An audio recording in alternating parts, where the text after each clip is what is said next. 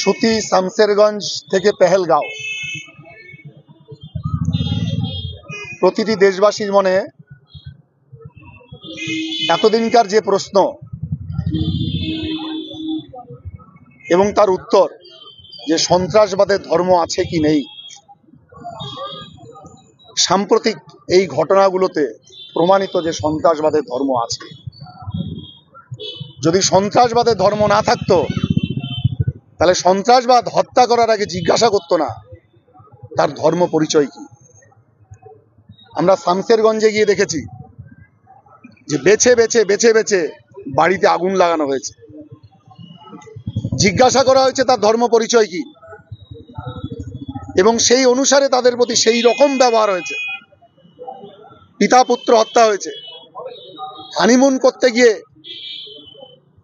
অত্যন্ত নিদারুণ মর্মান্তিকভাবে তার আত্মবলিদান হয়েছে, এবং প্রত্যেকটি ঘটনাতেই সে একই প্রশ্ন, ওরা হিন্দু না মুসলিম, ওই জিজ্ঞাসে কোনজন। এটা ভারতবর্ষে সন্ত্রাসবাদ ছিল, হত্যালীলা হয়েছে, কিন্তু যেটা ছিল না জিজ্ঞাসা করে করে হত্যা করা, এইটা আগামী দিনের জন্য অত্যন্ত অত্যন্ত ভয়ঙ্কর ইঙ্গিত। সেই কারণে আজকে আমরা সমস্ত নাগরিক মণ্ডলীর কাছে আমাদের একটাই আবেদন যে সন্ত্রাসবাদের বিরুদ্ধে সবাইকে ঐক্যবদ্ধ হয়ে লড়াই করতে হবে। এই সন্ত্রাসবাদ নামক যে অপশক্তি, তাদেরকে পরাস্ত করতে হবে। সুস্থ সমাজের জন্য, দেশের জন্য, সভ্যতার জন্য তাদেরকে পরাস্ত করতে হবে।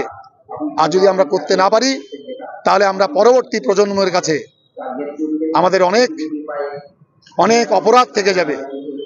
আমরা পার্শ্ববর্তী বাংলাদেশে কয়েকদিন আগে দেখেছি, আমরা সেখান থেকে যদি কিছু শিখে থাকি, শামসেরগঞ্জ থেকে যদি শিখে থাকি, পেহেলগাঁও থেকে যদি আমরা শিখে থাকি, তাহলে সেই শিক্ষা হচ্ছে এটাই যে সন্ত্রাসবাদের ধর্ম আছে, সেই সন্ত্রাসবাদকে নির্মূল করতে হবে। সেই সন্ত্রাসবাদের বিরুদ্ধে সবাইকে রুখে দাঁড়াতে হবে এবং জাতীয়তাবাদী রাষ্ট্রবাদী শক্তিকে ঐক্যবদ্ধ হতে হবে এবং এই অপশক্তিকে নির্মূল করতে হবে।